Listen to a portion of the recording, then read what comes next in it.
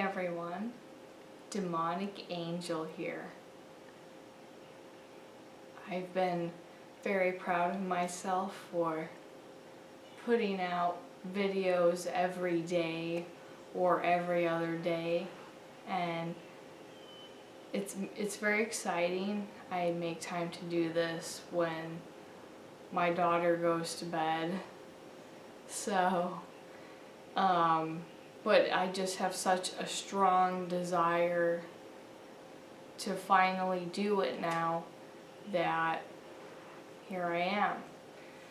So for tonight, I figured I would take, my second shot at trying to explain the astral plane. In part 3 of the astral plane, I will really talk about aliens and reptilians and other kinds of conspiracy theory creatures and how they relate to the astral plane. But for tonight, for part 2, I'll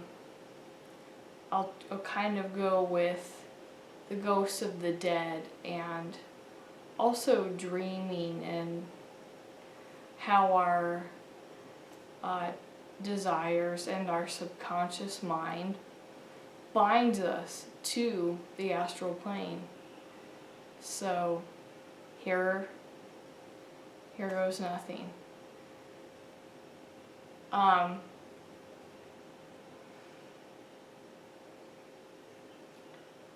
Before I was mentioning that the astral plane really sees what someone's true intentions are, not the way they dress them up when they pray or what they would like them to be in a more presentable fashion.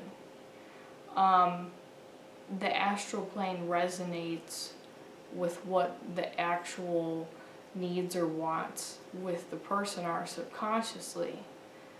And the topic of like what kind of suffering happens to, it's really both the living and the dead, from not understanding themselves, essentially. And for me, there's like 3 books that I really go back to again and again. Dante's Inferno talks about all these different layers of hell and why these people are here. Could be that they were full of lust, that they did not have empathy, basically. And so now in death, in hell, they experience a kind of torment appropriate to what they have misdone in life. The Tibetan Book of the Dead is another one where it was meant for living people to read about, since Buddhists believe in reincarnation, it talks about how the soul should protect itself in between this incarnation and the next one on the astral plane, because the astral plane is a dangerous place and it's not easy to navigate. So the Book of the Dead tries to explain that and give some tips and advice about how to make that easier. And it also describes, I hope I'm saying this right, Avicii, which is basically Buddhist hell. Now, it is understood that this is not permanent, but it's described as a waveless, motionless state of being. And I find that really resonates with, really matches up with a couple things I've experienced. Like when I was a child and I saw the ghost of the man who murdered this young couple. And I used to see ghosts with my own eyes at this time, not in dreams and not on the astral plane. The girl was just, she would show up each time the guy would. She would appear and she looked like a beautiful girl, a beautiful normal girl, but she would just stare straight ahead with her eyes unblinking. She didn't talk to me. I tried to talk to her a few times, and even her boyfriend, the other ghost, tried to talk to her. She would never respond, and then he just told me he gave up on that. And none of these apparitions I experienced when I was younger blinked. They don't need to. That's a living person thing, obviously. And if you're trying to recreate yourself, you don't need a feature such as that, because it's just unnecessary. Gets the point across pretty much anyway, to just show up as an apparition rather than look at those details. But what I've come to understand, what she was experiencing in Avicii is, there's no forward moving or forward state. She lived her life like an animal in a way. She didn't care about who she hurt or what tomorrow would bring or who she was. She was a broken person. And then she died as a result of doing these things that some people partake in when they're younger, and she didn't live to see if that would be her path.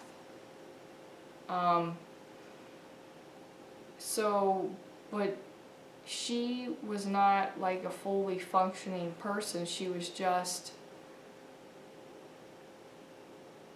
conscious and confused enough, like wondering why she couldn't get high anymore, or where she was, but she didn't speak. And that was, she was experiencing one of the worst levels of hell, because it was all self-indulgence. And as we all know, like, self-indulgence is not just fun. I mean, definitely having an addiction is not fun, and it is. It's very binding to the physical plane. And while you're alive, you have a chance to work on it so that it's not so bad while you're dead. But waveless motion, she was brought because she showed up with him, and the other deceased male was feeding off of her energy, even though she was pretty pointless, didn't have a personality, couldn't move on. She was just there to be, for him to feed off of, because she was in denial too of this way she lived her life. And it keeps a lot of people here, by here I mean on the astral plane.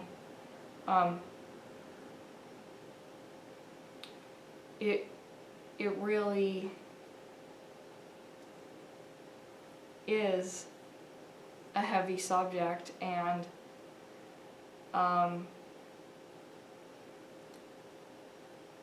guess what I would like to say is that that's the first layer of hell, where it's like people who were so animalistic or insane or addicted, but like in a really bad way. That's where they're in hell. They had no regard for, themselves at all. So they don't experience motion as ghosts on the astral plane. They just kind of are. They're there usually for other entities to feed on, because they appear sometimes to try to think about what they've done, and they're just in so much emotional pain, or they might not know that they've died, and they themselves prevent themselves from moving on to a higher plane of existence until they can realize that they are no longer alive, that they are no longer going to be able to chase that high or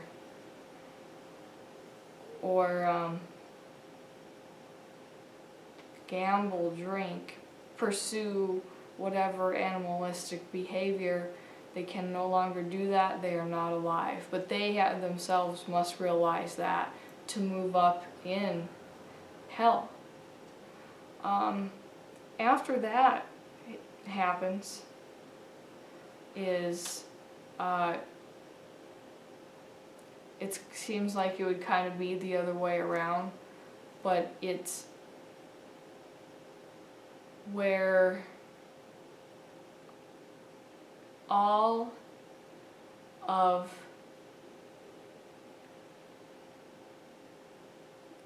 the things that you have done wrong to people during your life come back to haunt you. It's karma.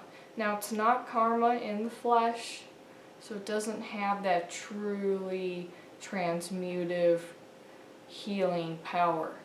But you think about everybody that you've hurt in life, and you wish that you could take it back, or you regret it, wish there could have been a reconciliation. And sometimes it takes ghosts a long time to figure that out. But it's almost like they gain a sort of empathy after a while. Like, if that was my kid that died of cancer, I would have been completely torn up. I would have been devastated and sad. And instead, when my kid died, I just sort of moved on. Wow, what an experience that must have been for somebody. So until they can realize that they can have empathy, they experience all these things that they've done to others as they can re-question them, revisit them, and that's what happens. Basically, after that is the hardest level of this hell of the astral plane for humans, but it's important. Yet it's where you didn't just kill people because you wanted to. You had some restraint of your animal impulses, and you did some things that were empathetic and good life, some bad, but you could reasonably, like, you did things like help a woman who lost her purse and you saw it and you gave it back to her because you're working class and you know how much a paycheck means. So these are important things that you do, and you will remember those as you get older, and thank yourself for those experiences. Are for the people you're helping, but they're mostly for you as well. It's not always just pure altruism, but it is also another person looking at themselves, and they can have that moment to know that they too are capable of sharing of love and empathy. So the things that none of us wants to go to number 3. What I call the third kind of hell concerning the dead. So, after facing other people and, kind of conquering base problems and issues is self-love. So this is where you experience the pain of all of the things that you've done that weren't self-love, because it is the biggest part of your conscious that you have to grapple with. When you call yourself fat,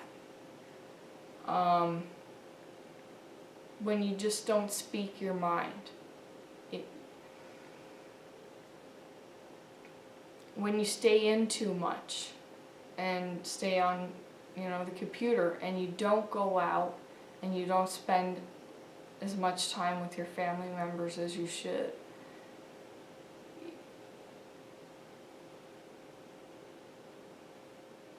These things are what really is in our subconscious mind, basically. So when we're alive, we think that they kind of bother us. Like, I'll go out and see Uncle Frank next week. It's fine. Oh, I'm a fat piece of shit, but whatever. He thinks I look good. And you talk to yourself like that. Oh, well, I wish I could buy this piece of jewelry, but I don't deserve it because he says I'm naggy. Or you look at a magazine and you wish that you could look like that. It doesn't seem very harmful when you're alive. You know what? When you're dead, it's everything.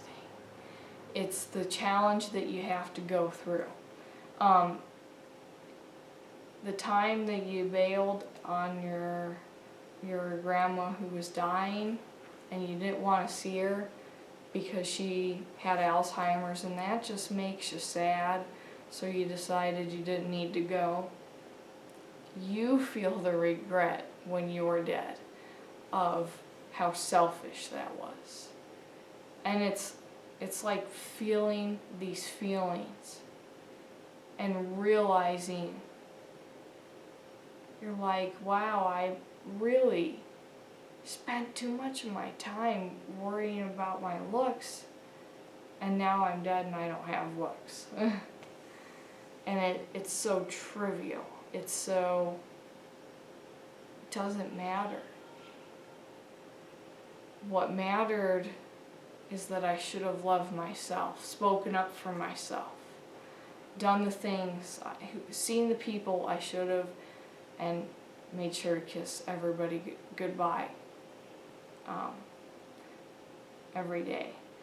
And those things hurt the most because you're conscious, you know how you died, and you're struggling with your own shadow. Like, you're afraid if you move on to the next plane, which is the ideas of, will God forgive me? God can't forgive you. You can't go to the cosmic plane until you really can learn to love yourself.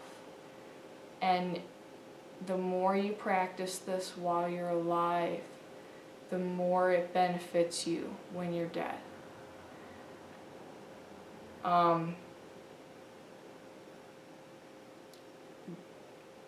That is what I would say about the dead people on the astral plane. I'll touch on one or two more topics here, and then or points of interest.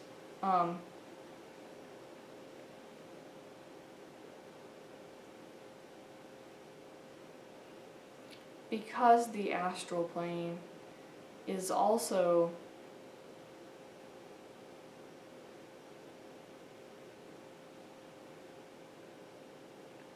visited by the living so often in dreams, it's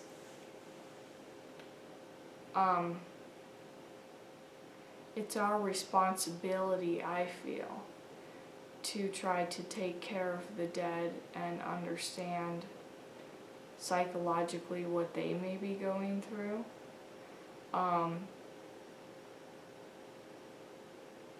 I talked to an older woman, and she showed me her son's room just the way it was the day he died. And she's never let go. And I really liked the altar and the shrine, but I said, listen, this is keeping him here. I think he'll stay anyway, because he loves you and wants to wait for you. But you don't need to bind him here with all of his belongings and make it so that he can't leave. She's like, well, what do you mean? Is he here because of me? Yes. We the living can have such powerful emotions and depressions and desires that it resonates with the dead, and they latch onto us hoping that we will have some kind of answer or way to experience this problem they're going through differently, so that they too can move on through you.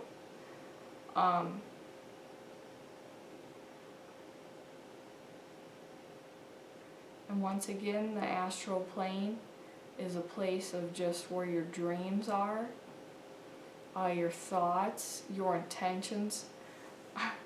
My favorite classic example is when you're hungry for lunch, and what happens? Right away you get in your mind an idea of a burger, a sandwich, a salad, something like that.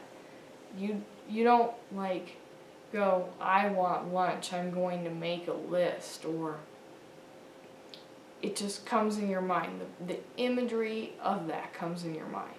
That's you saying, universe, I'm hungry, and then you get these images into your mind from the astral plane. So it's not as heavy and deep and crazy on the astral plane. I mean, all the time, like I'm saying. It's also just reaching out and having a fantasy about what you want to eat, you know. It's also full of all those things. There's a lot of traffic on the astral plane. And yeah, most of it does deal with dead people and their psychological issues that they have to resolve. When ghosts appear to be decomposing in their dreams or as apparitions, that is symbolic of the whatever issue that they haven't dealt with. It's that it's a physical marking of why they can't move on. So pretty soon we will wrap up and do part 3 of the astral plane. I hope I'm doing an okay job, you guys, and I looked up on the internet today and it said I have to have 1,000 subscribers to even try to monetize on YouTube, and I have like 100 maybe.